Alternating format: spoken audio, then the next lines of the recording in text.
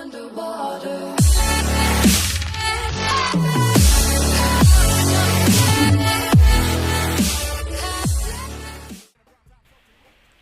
Welcome back, ladies and gentlemen. Dynamite back today, and I'm here to talk about my review of Microsoft's E3 press conference of 2016. So, this year was a very interesting year. Two brand new consoles announced: the Xbox One Slim and the Scorpio, coming in 2017. And I I think that's like just very kind of odd to announce two consoles in the same exact conference, but it's whatever, I guess. The Slim is able to output 4K video, which isn't gameplay necessarily.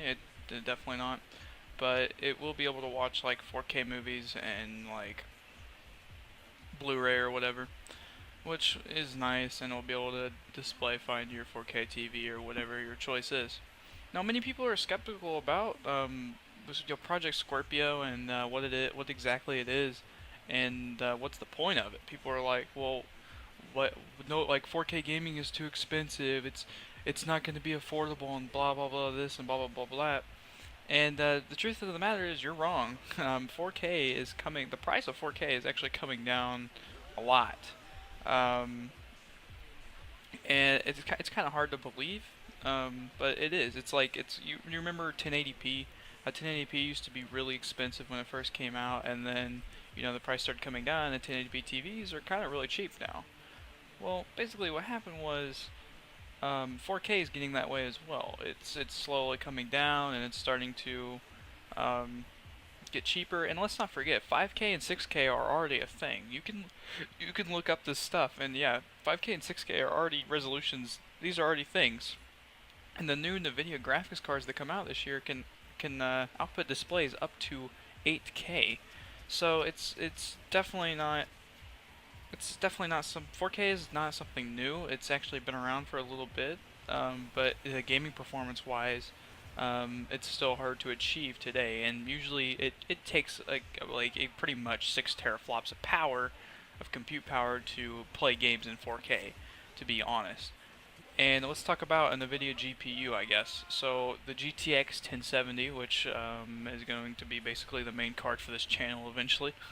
That's what our PCs are going to be running on. The 1070 outputs 6.5 teraflops of compute power, which is already more powerful than a Project Scorpio Xbox, right? Or yeah, pretty much. And it's the GPU itself, is sold at $380. Well, with tax or whatever you might be, and it just launched this year. And next year, that price is going to come down for it, and we know it. We know next year that the price is going to probably come down in the 350s and whatnot for that specific GPU.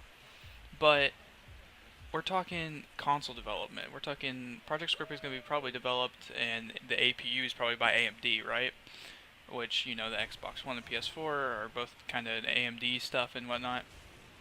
So Project Scorpio is going to be 6 teraflops of compute power from AMD, and right now there is a GPU by AMD which is 5 teraflops of compute power called the RX 480 for only $200. So the price is really coming down, and I'm guessing Project Scorpio is going to launch it a little bit either over $400 or exactly at $400. I don't say 500 because I think the price is actually just going to come down, and 4K TVs, you can find them online for like maybe $500 or whatever. They're not, maybe even cheaper, I don't know, but they're not as expensive as they used to be, and the price is definitely coming down. So to all of you out there who think that it's going to be super expensive, it's kind of not. It's going to be a new console, and that's the thing. When people say, "Oh, it's gonna be a new console," that means everything's gonna be left behind and blah blah blah, and they're gonna be able to play more games. No, you're wrong. Okay, Project Scorpio is planned to be, it's gonna be a console that is in the Xbox One family, meaning basically the Xbox One family, or AKA the Xbox One, the Xbox One Slim, and the Project Scorpio, are all going to play the same games and use the same architecture and whatnot. So all of them are going to be intertwined together. So you're going to be able to play, if you have a Scorpio, you're going to be able to play with your friends on the One. If you have, an S, it is as expected. You're just all going to be able to play the same games, but on different settings. Only for Scorpio and the One though. The Scorpio will probably get a resolution buff to 4K, obviously, so all current Xbox One games will be able to be played at 4K and blah blah blah and whatnot at their own settings, and you can still buy games for the Xbox Ones, I guess, and they will play games at different settings depending on your console. It's almost kind of like a PC thing, and that's why I think that this whole cross-play PC fiasco is going on, is because of the fact that PC and Xbox One are actually really closely related, and they run off or Xbox One runs off a variation of Windows, I guess a variant, I guess, or whatever, and they have the same kind of architecture, so that's why it makes games easier to develop and be able to port over. So what's that mean for most people like me? So why I found the Microsoft conference to be really good is because it helps me in my situation. As someone who just built a new gaming PC in 2016 and who is upgrading a little bit this year, having these AAA titles from Microsoft come to PC is good for me. Now they're probably still gonna obviously require you to buy a gold membership, but it's great for me because I was planning to sell my one anyway soon. I've been planning it for a while, and I want to sell my one, and I just don't really want to play it anymore. But I still love the exclusives that are on Xbox, and it really helps that all those exclusives are going to be coming to PC. Now, I would have sold my Xbox regardless whether or not those exclusives are going to be coming to PC, because there's obviously I find more enjoyment in PC as it is anyways. But just knowing that I can still maintain my friendship base and everything else on Xbox or on my PC is great. It's perfect. It's everything I could have dreamed for. It's best case scenario, and a lot of people are probably in this position, the same one as I am. And Microsoft knows that. Microsoft knows that that their Windows 10 influence, or Xbox knows that their Windows 10 influence is catching up, or is picking up some ground, and they just want to transition and grab more fans over the PC market. And some PC gamers are going to be happy with that, obviously. They're like, oh, we want our Steam and all this other stuff to be, non-touched and blah, blah, blah. It's only a good thing. This is only a good thing. People think it's a bad thing or whatnot. It's only good because it unites the player base, and we're able to play with each other. And that's actually a very good thing that's never really been done before in gaming history. And I might seem a little bit biased, but I watch both conferences all the way through. Watch the Sony, watch the EA, watch the Bethesda, watch the Xbox One, all the way through, and I can tell you right now that there was only a few games like Horizon Zero Dawn and The Last Guardian showed me a little bit, and it was one of the zombie games or whatever at Sony. They really impressed me. It looked good.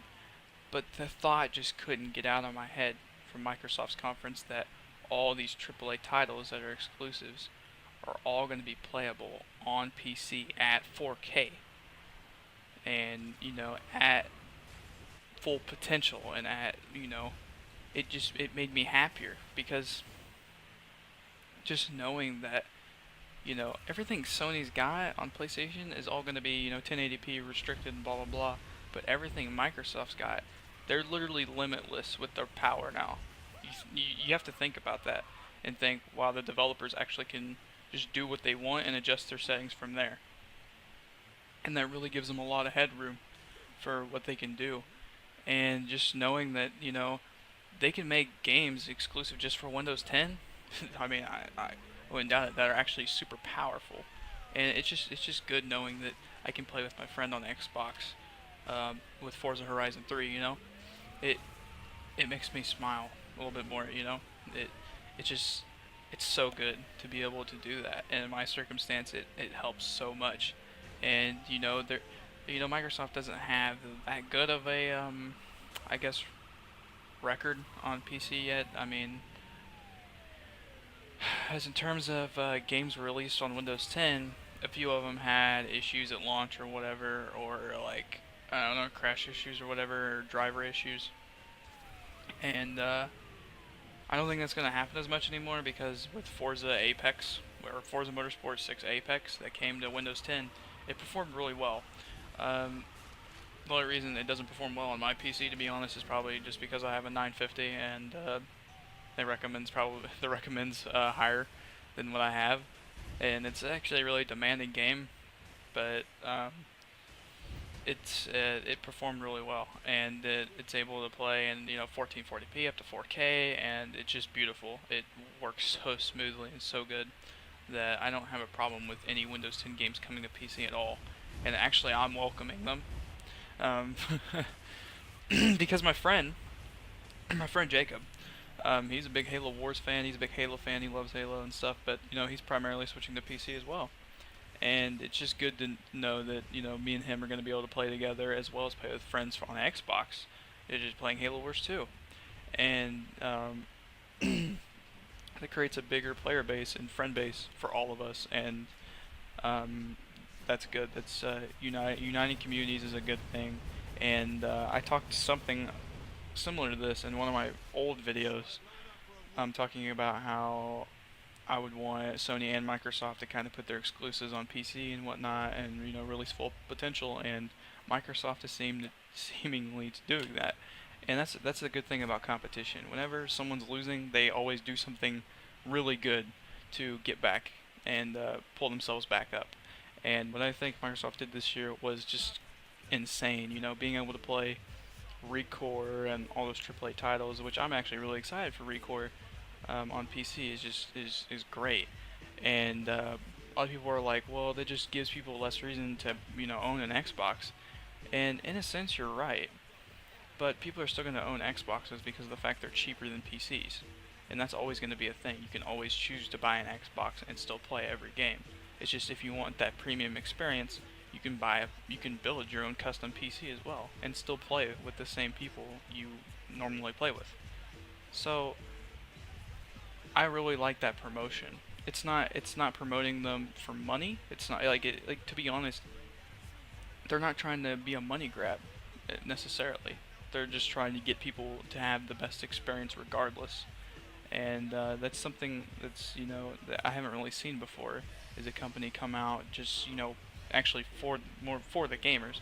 Obviously there's probably PR and stuff and whatnot, and there's always a few things that happen, but to be honest, like, I've never just seen a company come out and just be like, all right, we're uniting two communities together, and that's basically it.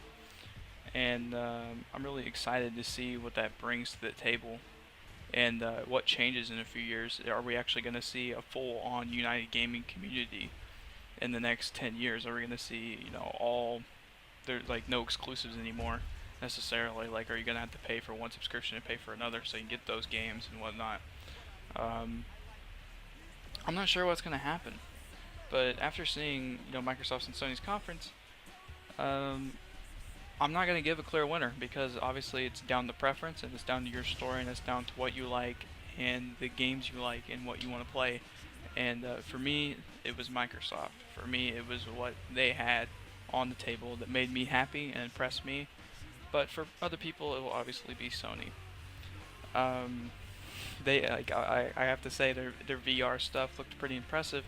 I'm still kind of skeptical about it because of the PlayStation 4's power and how much power VR actually takes to run. And if you don't know, VR has to be constant 90 frames per second. I don't know if you know that or not, but you have to be in constant 90 frames per second on VR because of the fact that if you're not in 90 FPS on VR, you get like head sick and stuff. Like it will make you really sick, and it will be a really bad experience. So if they can find a way to get the 90 FPS on a PS4, they'll probably be able to do it. But they're probably gonna have to graphically tune the games to be down or worse, or they have to be like pre-rendered or something like that. I don't know how that's gonna work. Hopefully they find a way, and it might be good. But honestly, I'm gonna go tell everyone straight up: the premium VR experience is always gonna be on a PC because that's where or right now, anyways, that's where your power is.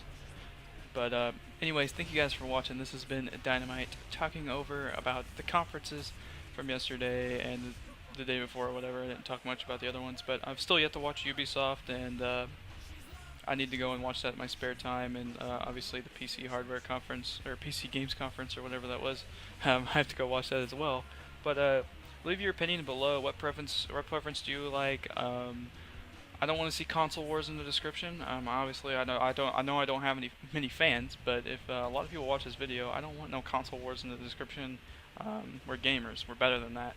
We don't need to fight over our preferences and opinions because we don't need to do that. It's just what you like and explain why you like it. Don't argue with people because what they like. That's very dumb. But um, express how you feel in the description, and thank you guys for watching. Peace out.